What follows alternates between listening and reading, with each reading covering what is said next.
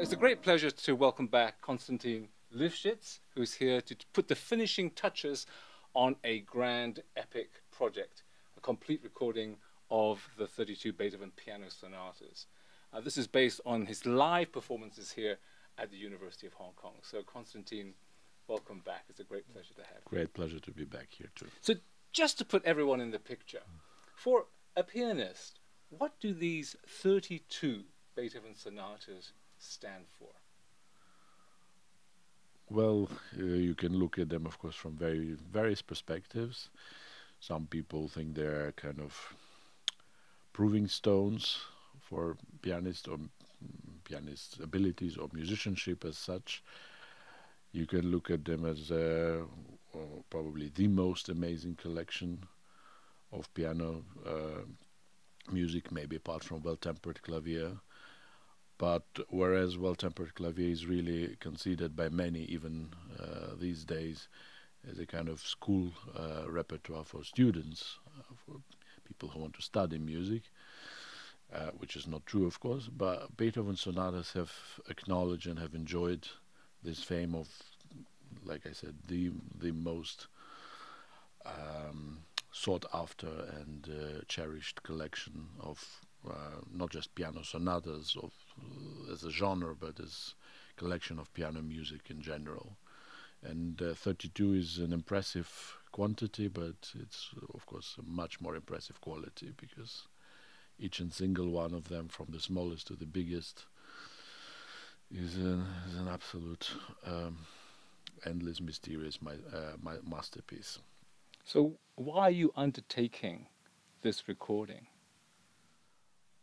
To be honest, I didn't think it would happen so soon. I would envision myself recording 32 sonatas, maybe not as live performances, but taking it slowly, sonata by sonata, step by step in the studio.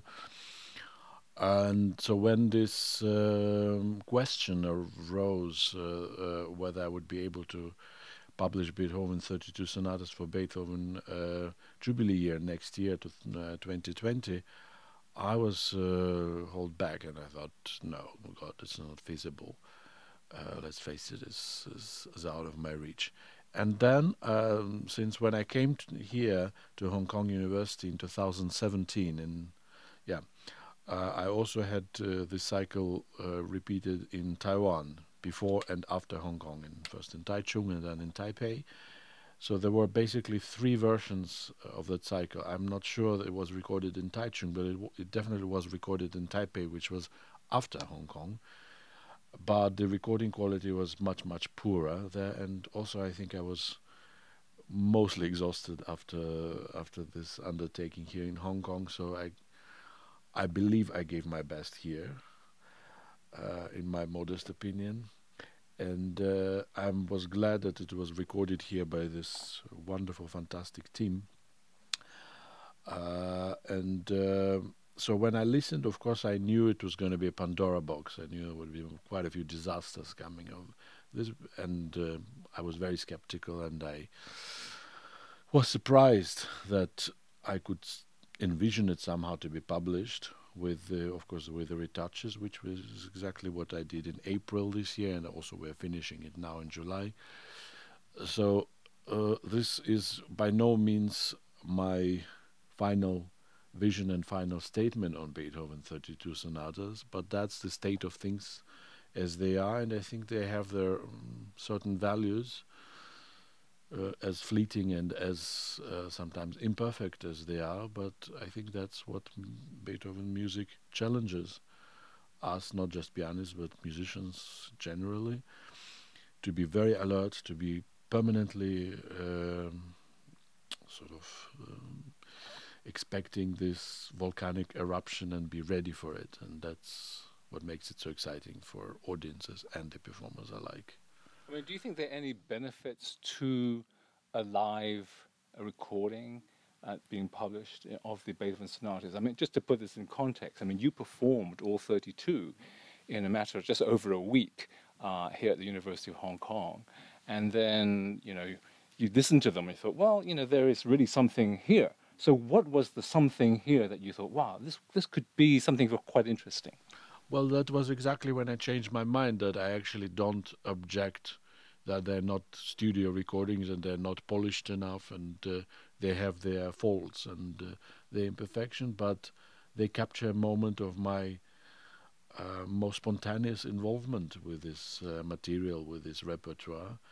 And this is, I think, that could make them stand somehow apart from a lot of studio recordings that are produced by my colleagues, especially now in the light of the Jubilee year. And what would this set of recordings mean to you personally?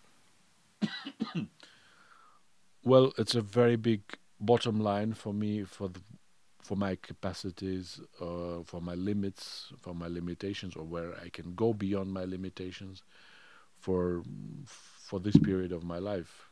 I think I'm about in the middle of my life now, so it will be exciting, and it will be a big task and big challenge for me to revisit them maybe in 20, 30, 40 years if I live so long.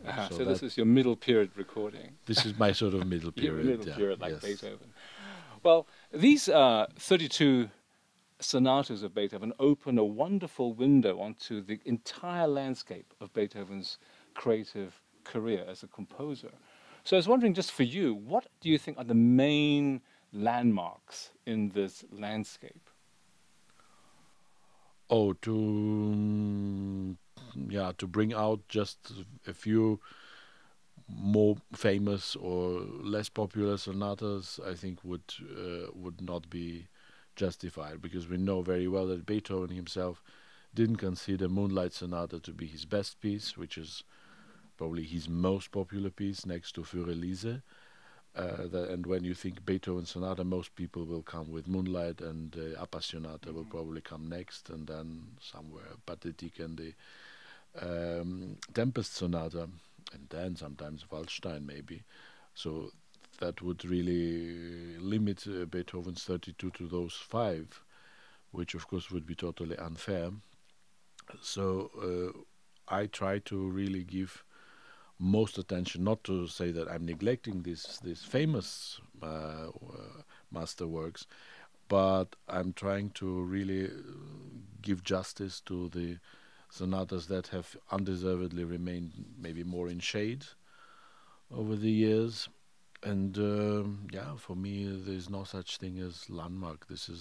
You can look in Beethoven at Beethoven, of course, with his distinct 3 periods. On one hand, on the other hand, we should not forget that Beethoven was the same person, and it's very easy to give this kind of dramatic light of his middle heroic period to the later works or to the earlier works. But we should not ultimately react, not think, is it a middle Beethoven or is it an early Beethoven? We should react to the material that we're dealing with, and try to somehow come up to the requirements, to this incredibly demanding and imperious sometimes tasks that Beethoven sets in front of us. So in a way, doing the complete set of sonatas gives you a completely different perspective, rather than, say, focus on the really famous ones that everybody plays, and for commercial reasons, obviously. You're able to bring out the unusual ones, or the ones that have, not been thought about, but actually need thinking about. And so in one sense, you can also explore a very different journey, because you're doing all of them at once, and you can see the different twists and turns.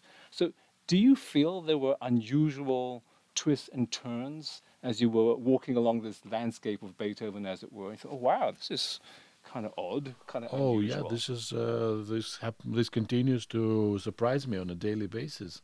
Now that I've been dealing specifically with preparation for this publishing of the recordings and the patch sessions and montage and editing and whatnot.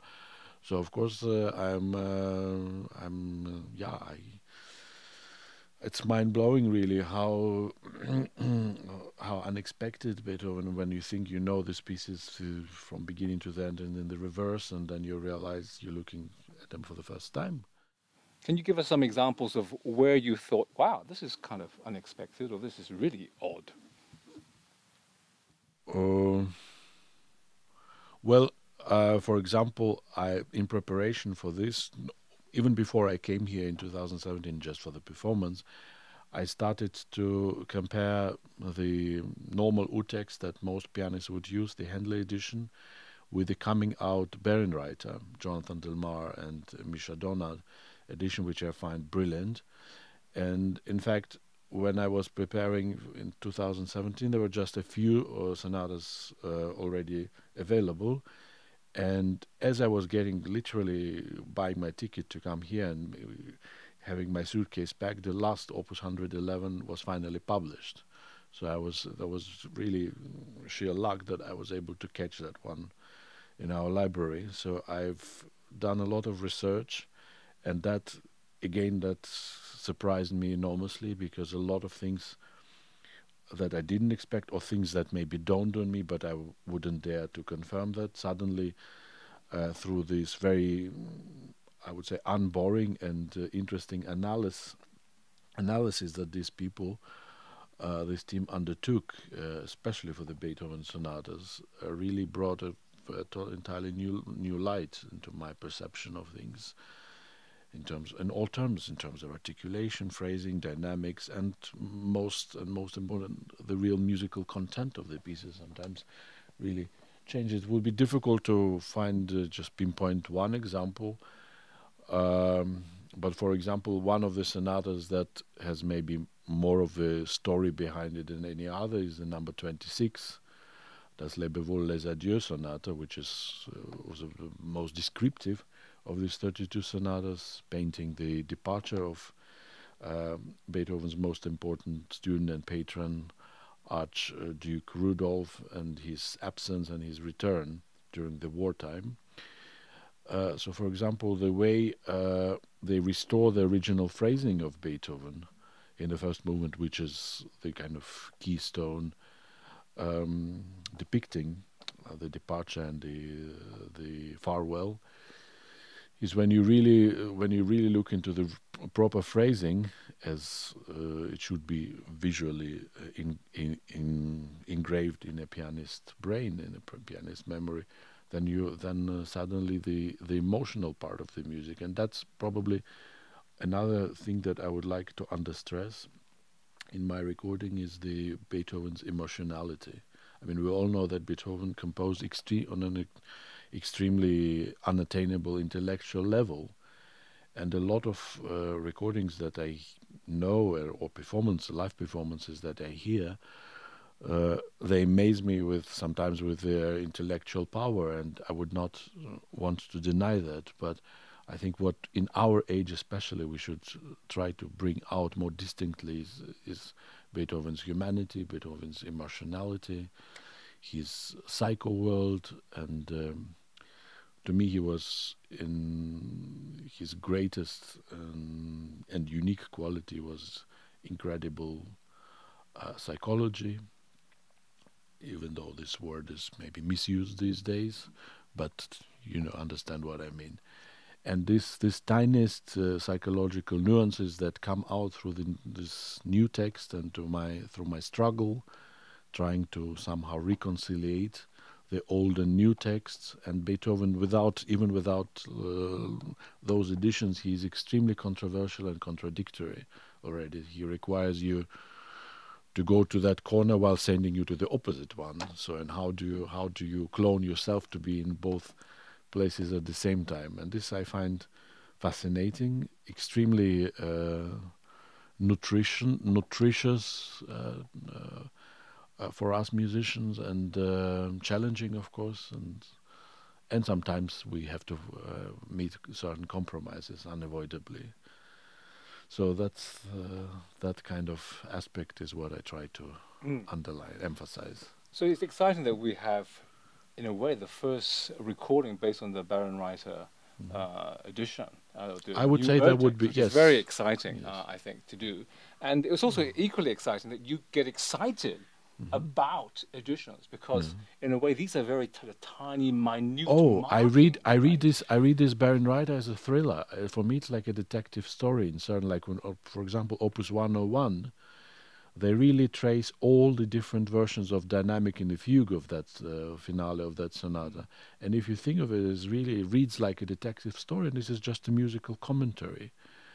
But if we try to make this, really to find the suspect, or the usual or the unusual suspect, then it becomes, it gets a multi-dimensional thing, and it's mesmerizing. No, it's great because often these little markings, people just say, well, these are sort of editorial things, but actually for you, they open up a new interpretative world, which is exciting. It's extremely exciting. And of course, Beethoven was very loose with many of his markings. If you look at his manuscripts and his slurs, from the first sight, you think that was an aspect of his music that he cared least about.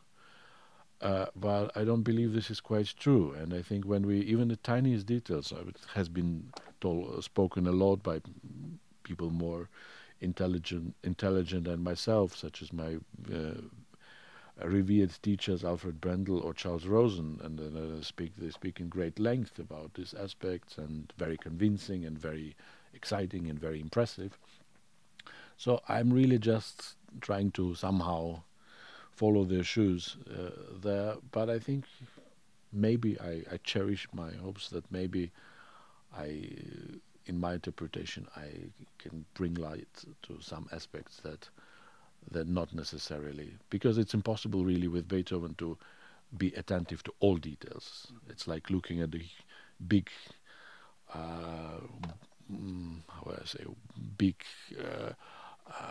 soap ball from every side at the same time. It's impossible. You only see one side at a time.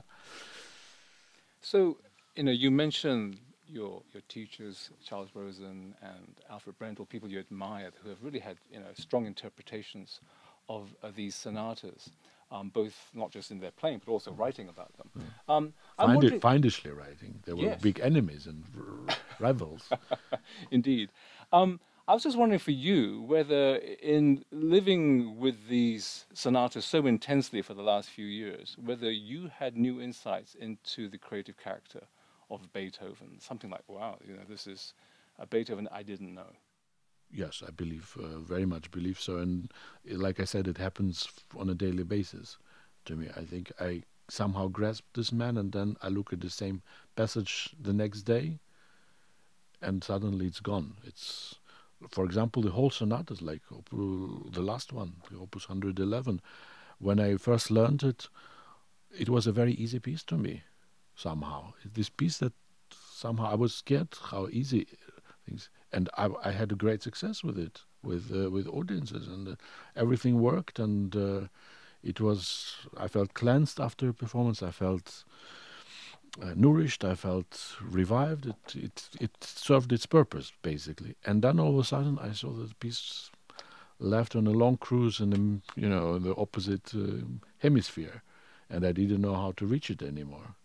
So I had to find a totally new way of dealing with this material. So that's something I can never pinpoint. Right, but can you describe what that different in perspective, what that suddenly made this piece very hard for you to interpret? Well, it's like with love, it's either there or it's not. You can't fake it, at least with yourself. In the end of the day, you're honest with yourself, and whatever you said and how much you smiled, if you know that there is no relationship, there is no relationship. And that's like this with these sonatas, especially with a piece like 111. Yeah, of course. So you have to be extremely honest there. So in a way, you will, as you said, have different readings of this piece as you go through your own career as a pianist. I was also thinking about the many different recordings of these sonatas. I mean, there's so many.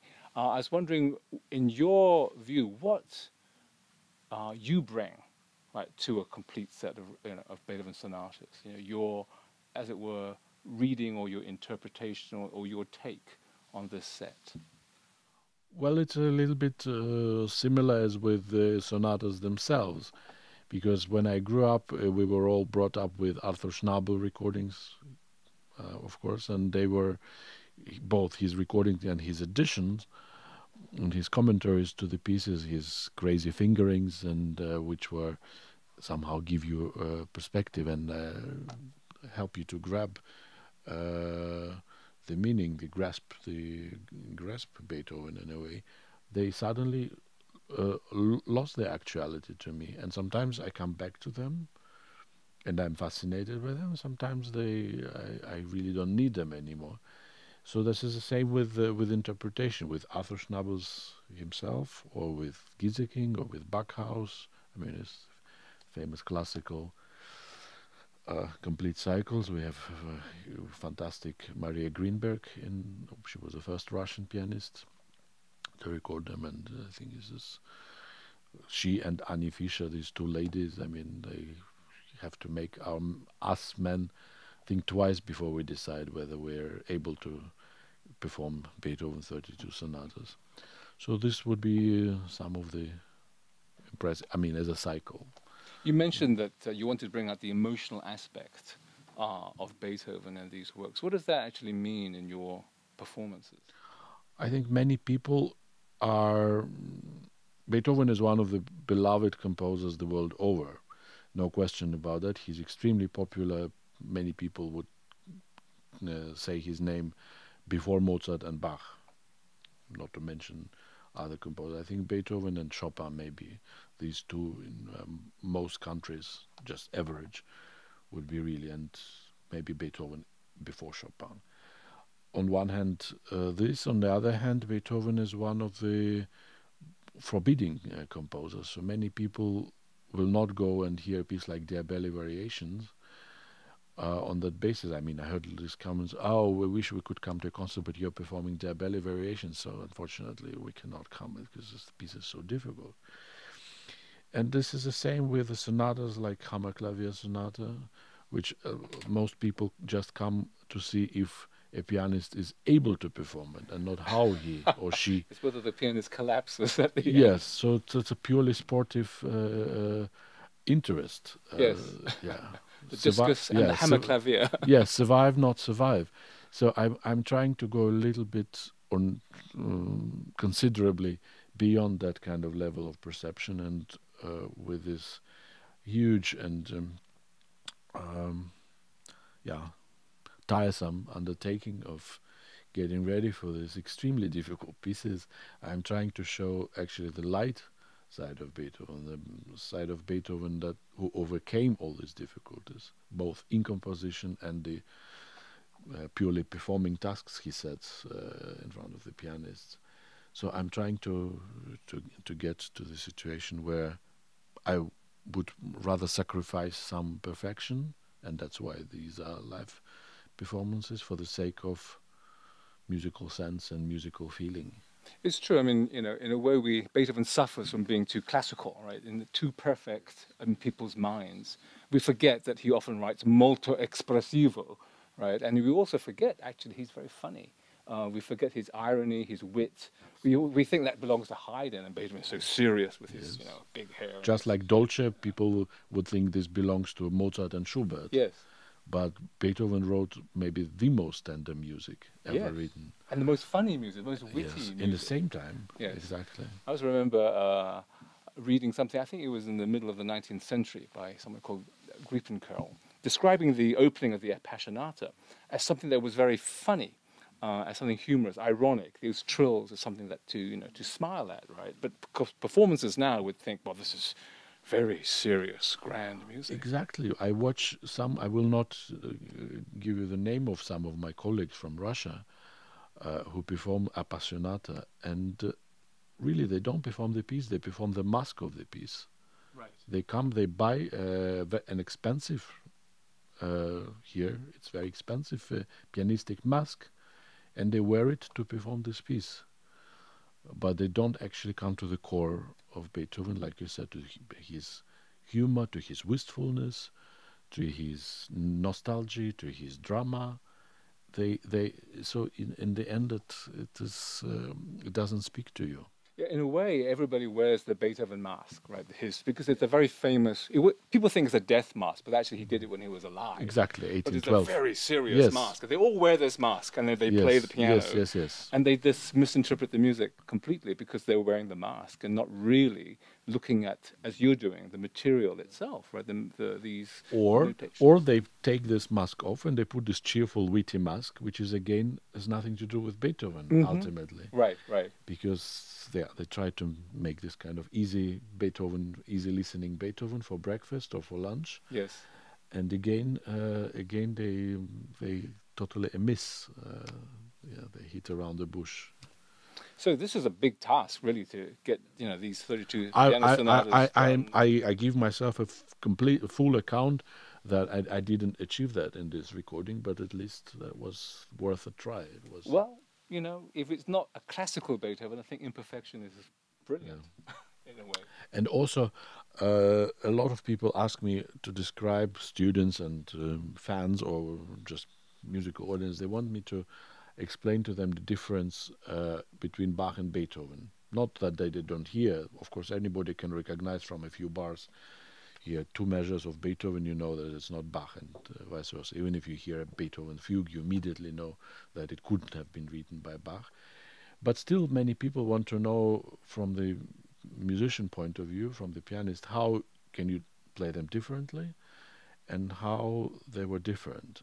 And I think no 2 composers have been more different in a way than Bach and Beethoven. And since I dedicate a lot of my time to both of them, I want to mention this aspect that I find Bach very much part of a system. Because Bach was born in a huge, now that I've done some research traveling to Bach cities, Bach places, villages, towns and so on in Germany, wherever you come you're surrounded by Bachs, because Bach was the synonymous to a musician. If you're a Bach, you're a musician, and vice versa. So you mean he has so many family members? Yes, he was in a guild almost 300 years before he was born. They were Bach musicians. and at least 200 years after he died.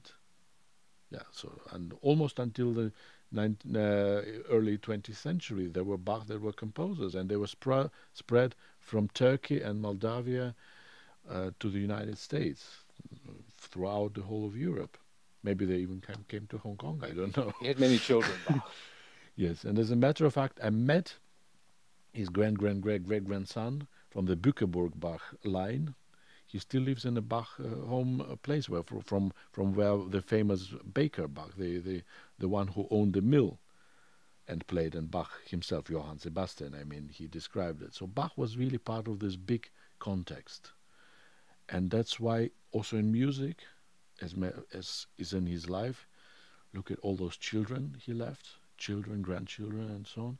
And also in his music, he is very consequent. So basically, he never created anything new in terms of language or anything. His value lies in what he did with the system. And that was so incredible and so enormous that he stands for century apart. Now, none of this can apply to Beethoven. Beethoven was a parvenu. He came out of nothing. Of course, yeah, they say his grandfather was somehow musical, but it's not comparable to what we have with Bach. So Beethoven had to start from the scratch. And Beethoven, and that's why what makes him so actual to our people, because we are totally rootless. We have no traditions. We live in a world that has nothing to do with what happened 5 minutes ago, with all these developments and internet, and we think we know we've mastered one program and it's no longer working, so we have to update, we have to always renew things, and that's how Beethoven also functions. He's doing, so to say, permanent update in his music, from bar to a bar. That's why he never repeats himself in a recapitulation. Already at the very beginning of his composition. So that's that sense of drama is not just because Beethoven was so temperamental, Bach was probably not less temperamental than Beethoven. Just think of his duel with a bassoon player. But Beethoven, in musical terms, he had to really create everything for himself. So he created his language, and especially he came in a particularly unfruitful time. If you think music flourished when he was born because there was Mozart, but actually when he started composing, there was no Mozart anymore, and Haydn was in his still in his glory, of course, or was just reached his glory. But actually, musically, what happened with Sturm und Drang, with Carl Philipp Emanuel, there was a really period of stagnation. So Beethoven is the one who made the single person made it possible for Schubert, Mendelssohn, Schumann, Chopin, and so on to appear. This was all done by him. Somebody said that development from first sonata of Beethoven to his last sonata can be compared to what last Beethoven did to Scriabin via all these romantic composers and Wagner and the second Viennese school. So this was all done by one man, and this is really what makes him so powerful. And he had basically nowhere to come. If you compare these two similar pieces of music, Bach's aria Es ist vollbracht from St. John's Passion, I think we talked about before, and Beethoven, based on the same material, the Arioso Dolente from Opus 110, his penultimate sonata, the difference couldn't be more striking. Bach writes an extremely powerfully tragic music, which somehow doesn't make us feel that we are dying. It makes us feel stronger. It fortifies us. And this is part of the long, again, many centuries tradition of representing the history of Jesus' Passion on stage, with music or without music.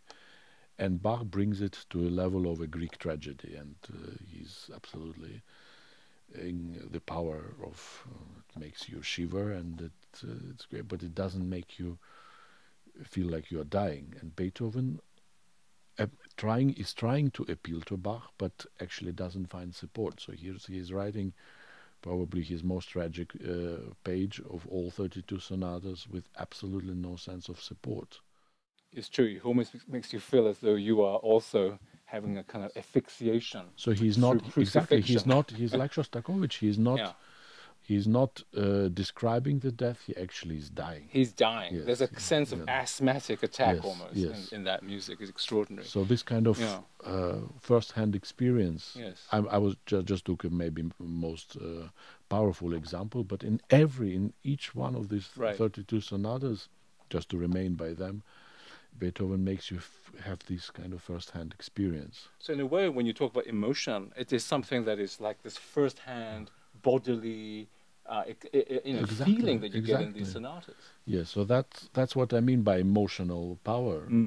It really makes you experience these things and find analogy of them in our daily life. Right. Because I don't believe in the expression larger than life. I find this expression quite ridiculous, actually. He is just life. Yeah, because what can be larger than life is still part of life. Life is larger than anything. So, in a way, I mean, you're right, comparing Beethoven with Bach, the idea that Beethoven kind of struggles to almost reinvent everything. You feel like, I'm going to reinvent E-flat major here.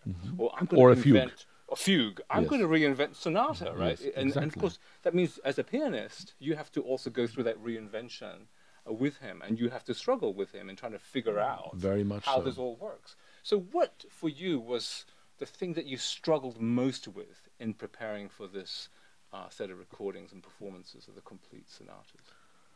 Well, it's exactly this discrepancy between trying to keep fidelity to the text, whatever you understand under this text. Like I mentioned, this is when they say, it's not truthful to Beethoven, but what is truthful Beethoven when Beethoven himself changed his intention so many times while getting sonatas prepared in some cases, or while revising the already published pieces and finding 144 mistakes, or changing his mind in terms of text and in terms of dynamics, or ultimately character and the whole storytelling, so this whole narrative part with Beethoven, which is what he was such a incomparable master of, telling one story with those sonatas from first note, from first sound to the last. This narrative is also is a very shaky substance which changes from interpretation to interpretation. So that was the biggest challenge, to try to keep this fidelity with the live things, and sometimes you have to sacrifice one or the other at the expense of each other. And that dilemma is always, some people call it dialectic aspect of Beethoven's music. For me, it's less dialectic, is maybe more of a, like the Scylla and Charybdis, these two monsters, and somehow you try to get in between them two. And hopefully survive the struggle. And hopefully survive. And sometimes I didn't. Well, I know you don't like to pick on particular pieces, but I think just for people listening to these recordings, I mean, what sonata did you find most difficult? I generally find early Beethoven most difficult, I must say. For example, I've been performing Beethoven five concertos in 2 evenings, and with 1 and 2 I'm like, when they're over, I'm somehow relieved. Already starting with the third. Of course, 4th and 5th have totally different challenges, also even physical challenges. But just this fragility and this capriciousness of early Beethoven. So his Sonata Facile number 20, which is what most children would start playing Beethoven sonatas with, to me is in a way is more difficult than Hammerklavier. In a way, even though it's a 7-minute long piece and Hammerklavier is 55, and it has none of the techniques. It has no double stops. It has no big jumps. It has no 25-minute long slow movement and so on. But in a way, it is as difficult as the same as with a small insect. You have the same physics as with an elephant. So you can't say that an ant is a simpler creature than elephant because it's smaller. It's maybe more complicated more complex because you can't see clearly all the members of this animal. So yeah. But is early Beethoven technically also more demanding in a way, because of course that he was at the height. He was at the height as a pianist, right? When he was, the early Beethoven. I mean, I know interpretatively it must be very tough because he was really thinking out of the box so often as at that stage. But technically, do you also find it harder? Well, let's say that Beethoven, even with his later sonatas, he would never dream of these enormous concert halls that we have today, which is what they're used for mostly in our present life. You think of Beethoven sonatas that can be performed in a 1,500, 2,000 seats hall. And of course, Beethoven never did that. He performed those big virtuosic pieces in a small circle. Right, the recital had not been invented. Yes, exactly. Yeah. But he was the first one who actually went well before his time in terms of that. He pushed the sonata towards that possibility. Towards that possibility, yeah. And that's why they belong to that big concert platform. Right. Yeah. No, it's extraordinary that he was almost could foresee a future for his own music in that way. He kind of composed that into the music. So, I mean, obviously these sonatas will always have many, many mysteries for you, for me, for everyone. Now, if Beethoven were here in the room, what would you ask him to explain to you? Good question, but I don't think I would ask him anything. You would relieve yourself. I have grown up to be adult and be able to find my own answers, even if they are wrong and bad answers. But you know, if Beethoven would come and say, "No, this is not the way I meant it to be," probably I would say, "I'm sorry, but I will stick to my solution." Because Your scores are more accurate than your thoughts. I think because my religion is that Beethoven music does not have to be performed in just one particular way. So that's why I also don't believe that Beethoven would insist on a particular. We are talking about very, yeah. We just suppose, yeah. We make assumption. We speak in a very what's the word,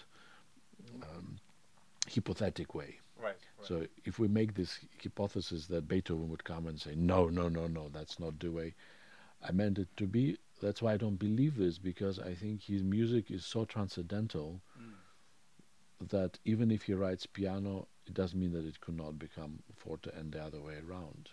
Right, in a way, the composer has already put everything into the score, as it were. Yeah. It's kind of bequeathed that to the rest of humanity. So, yeah, And yeah. it's really for the humanity to make sense of that, and not It's what necessarily the composer. It's what the humanity makes out of it. Right. So in the end of the day, I prefer an interpretation that has nothing to do with Beethoven indication and which captures me and which convinces me that it's a great music, to one that is very, very, very, very strict and observes everything. It doesn't mean that I ignore these indications, but I prefer it to an interpretation which remains feeble, even though it is trustful to Beethoven's score. Well, there's a certain truth in that, right? A certain truth in that performance that makes it just work for that piece of music.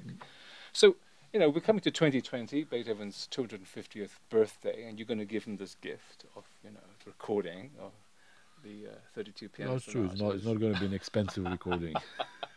So it's almost a gift. It's almost a gift. So, in a way, what would you like to wish him on his birthday, apart from this gift, for the future of Beethoven? No, this is not a gift for Beethoven. I'm not so vain as to think that I can give Beethoven a gift by my interpretation. If I make him smile, at least for a moment while listening to my recordings, that is more than enough. That is really more than enough for me. I'm more than rewarded.